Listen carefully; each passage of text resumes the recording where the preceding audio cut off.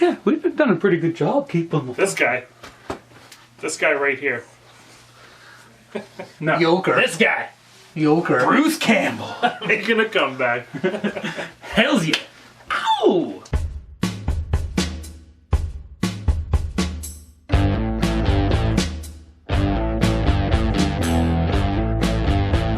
Hello. Welcome To Get Rekt. today, we Our filming a new segment on. our channel. Yay! That was so stupid. There's something. Welcome again to Get Rekt. We today are doing a little video on getting to know us a little better, what we're into, how we got there, how we got here today, filming in front of you, and what to expect from us. So, watch it.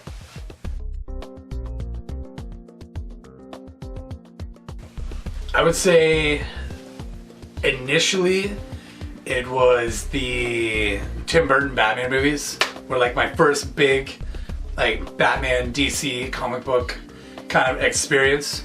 Yeah, I found them. I think my uncle had like one of them on VHS or something, so I found it one day and I was just like, oh, what is this? Put it in the VCR, like loved it from like the second it came on the screen.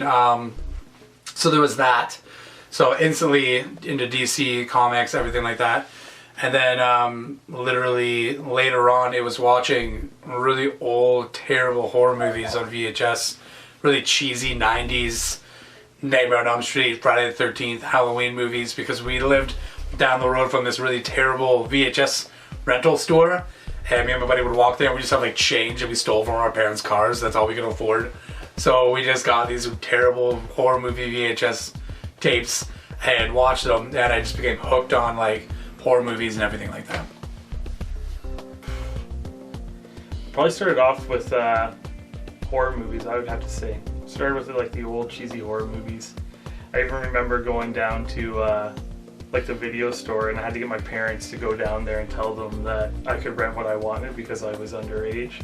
The good old take the red ticket off the hook and bring it up to the front kind of deal. Leprechaun, Pumpkinhead, classic horror movies. And then I'll always remember the first time that I watched Star Wars and watched it right through to the end. It was I had the collector's edition of it. That was like the gold and black box that you like pull apart and makes a squeaky noise every time you take them out. But right from there, once I watched Star Wars, sci-fi, fantasy, went up right off from there. So I'd have to say that Star Wars was probably like the beginning of like my fandoms.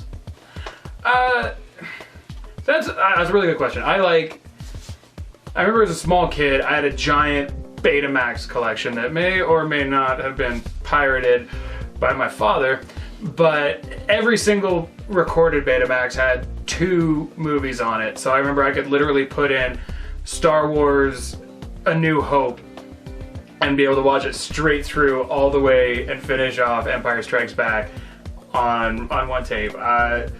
My father was a big Star Trek nerd, I guess you should say. You know, I enjoy Star Trek myself, but I ended up moving a little more Star Wars. I got into gaming and all that stuff, all from a really young age. I lived out in the country. There was not a lot of better things to do. My nearest friend was a 25-30 minute bike ride on combine-filled and tractor-filled roads. So, yeah, did a lot of watching of movies growing up. Mostly in the sci-fi genre, I guess, to be 100% honest.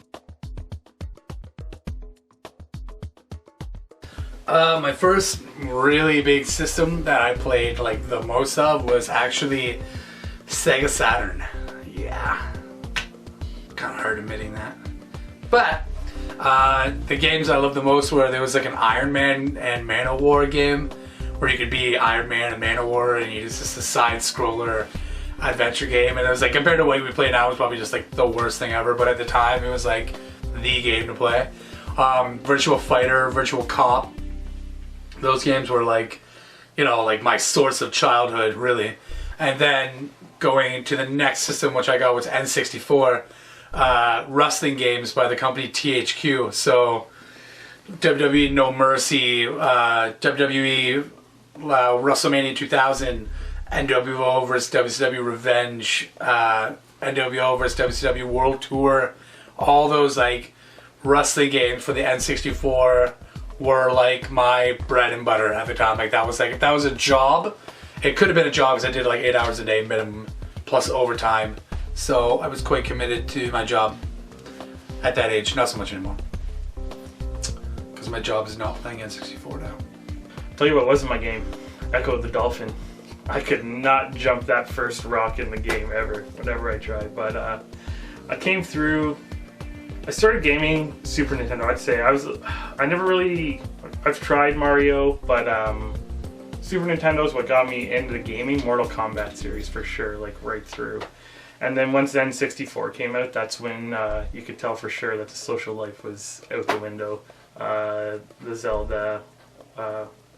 Zelda, Agent Under Fire, 007 GoldenEye, those games were the ones that definitely got me into the gaming. The game that I would consider mine, number one, probably of my youth anyway, was Star Wars Rogue Squadron for the N64. You got to play and fly as some of your favorite ships that you grew up loving. So it was awesome, you know, being able to put the Farm Boy cheat in and fly the Millennium Falcon. You got to be Han Solo. It was tricky because most of the ships on one side of you, but you know, it was a lot of fun. First-person shooters, though, to be honest, actually kind of like scared me. I was like 10 years old in '96 when 007 GoldenEye came out. So when you round a corner and there's a dude firing an AK at you, like point blank in your face, and your screen's going all like dark, and it kind of got to you a little bit. So yeah, I'll definitely say that. I loved playing the original Mortal Kombat over at my cousin's place. He had a Super Nintendo back when I only had a normal Nintendo. So I'd go over and he would get so frustrated because he'd want to go outside and play because he was one of those kids, and I was the guy who was like, so Mortal Kombat?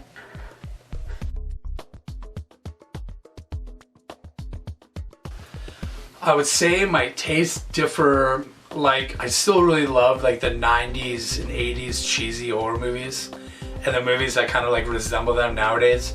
But I also really love the new horror movies that are coming out with now, like Insidious, Paranormal Activity, the Saw franchise. That's all huge to me. That's doing really well. I've kind of branched off from Batman, just Batman alone, and looked at other heroes and other comic books. Like, I love the Predator comic books. The Gears of War graphic novels and everything are really, really cool. So I've kind of gone that way, and I've gone more, you know, towards first-person shooters as well a little bit with my video game. I still like, you know, wrestling games. I still like one-on-one fighters, but I do play a lot of first-person shooters as well, and I didn't really way back when. So I don't think like a lot is, I wouldn't say it has changed, but maybe per se evolved, but never forgotten kind of where I came from. Kind of stayed true to the lame things that I did as a child, because I never really grew up. Like Peter Pan. I still love the horror. Still love the horror movies for sure and the sci-fi, but I've definitely gotten a little off to the fantasy side of it, I'd say, like Lord of the Rings. You know, I guess like you'd say like RPG gaming kind of deal, but even when it comes to comics, when I was younger, it was definitely, you know, Marvel, you know, X-Men, Spider-Man growing up kind of deal, but now I'd say I'm a little more on the DC side.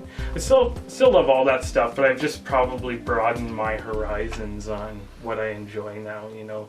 It's a little bit bigger once you grow up and you learn what's out there. How are they different now?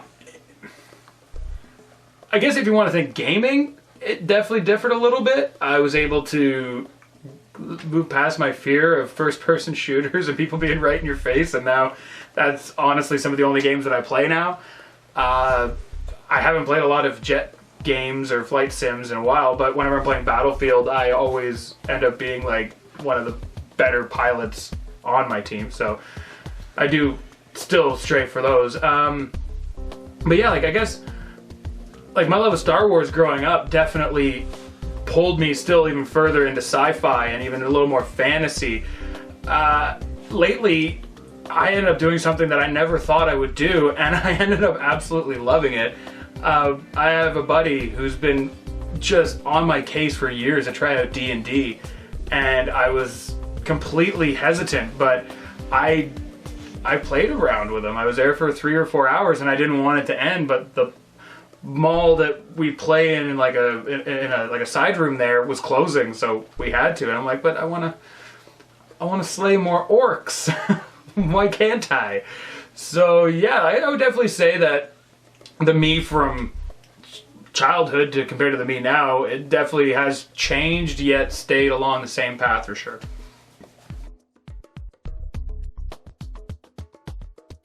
So if I could reach into my television and pull out an object of some sort from my favorite movies or games or anything, it would definitely be the Tumbler Batmobile from the Dark Knight trilogy. I would definitely show up to work in that, and you know, I'm like, what up? Whatever is it? What is it? What? Yeah, a close second would be the Lancer from Gears of War. Just because it's just like nobody would ever mess with you. Even just the knowledge that you have one of those, nobody would mess with you. Either that, or I would go and grab RoboCop and have him as my personal bodyguard, but I would change his name to Ryan. His name is Ryan now. And he's mine. You can't have him! Definitely the Infinity Gauntlet. You know, you got all the Infinity Stones, you know, space, time, reality, power. You control it all. You're going to do what you want to do with that one. Win the lottery, come back, collect the winnings. That, and if I had to take one weapon, Cerebral Bore from Turok for 64 for sure was always the most badass gun I've ever seen in gaming, by far. I would probably say a Millennium Falcon full of lightsabers and Ewoks. If that was possible. Number one on my list would definitely be the Millennium Falcon. And I've always said if I ever won like the lottery and won an obscene amount of money, I would pay people to build a full life-size replica, functional in basically every way shy of flight, of the Millennium Falcon on just like in a field that I would also own. And that is where I would hang out and do stuff because I thought that'd be fun. And who also wouldn't want a lightsaber? And I feel that an Ewok would be an absolutely amazing pet. So yeah, I'm gonna say a Millennium Falcon full of lightsabers and Ewoks. I don't understand bullying. I guess, like, I don't know, like I would never, like, I get it where I get where bullying is this terrible thing and nobody should ever be subjected to it. But it's just like, I've never cared what other people thought of me per se. I've always kind of done my own thing. I've always kind of, you know, like I've never went the popular way. Like I did not go the popular way because it's the popular way. I just kind of did things my own way, and I just chose to have people around me that were supportive and that were just nice to me and were decent people. So, you know, unfortunately there's always going to be, you know, jerks along the way that you got to deal with and everything. And I would just say, just remember that, like, that's just temporary. That's just a small part of this, like, long, crazy highway that is your life, and just ignore it. Just, you know, like, honestly, it'll seem like forever, but by tomorrow they're going to be gone, and you'll still be in one piece, and you'll still be you. And you just stick to what makes you happy, and just stick to, you know, what makes you you. It doesn't matter what anybody else thinks about it. Just, you're you. No one else is going to be you, so you got to do it. So, be you. That's a tough one to do without sounding preachy or anything to people. I think everyone hears that all the time, but, you know, I think everyone's going to deal with bullying at one point or another, whether it be like family, friends, bosses, school. You know, you just got to learn that you're going to move on. You're going to do what you want to do. Some people probably even get bullied and don't realize it through just like peer pressure, you know. So just the best advice I can give is do what you want to do, and if you enjoy it, keep moving on with your life. You know, if you're doing what you want to do, you're going to live a happy life for sure. I guarantee you that. See, now that is quite a question. I remember when I was a kid, I I dealt with like a bit of bullying myself, be it weight, being a nerd or whatever, and I did anything that I could to fit in, like even up to the 10th grade while I was in high school. And I ended up just looking at people that I considered like my friends at the time, and basically telling them like, I don't need you to be happy. And I ended up, being honest with the fact that I really enjoyed Star Wars. I liked Star Trek. I enjoyed all these awesome things. I enjoyed Firefly, and I got to actually be happy compared to telling myself that I was happy, if that makes sense. I guess my main advice that I would honestly give would be to be yourself at any and all cost, because at the end of the day, you're you, and that's what counts at the end of it. Nobody can tell you how to be you. You are the one and only. It's not like this is some big movie set and you've got a guy behind a camera telling you, not do that again, retake, I want you to play it differently. Like, you won't be happy if you're anybody else but yourself.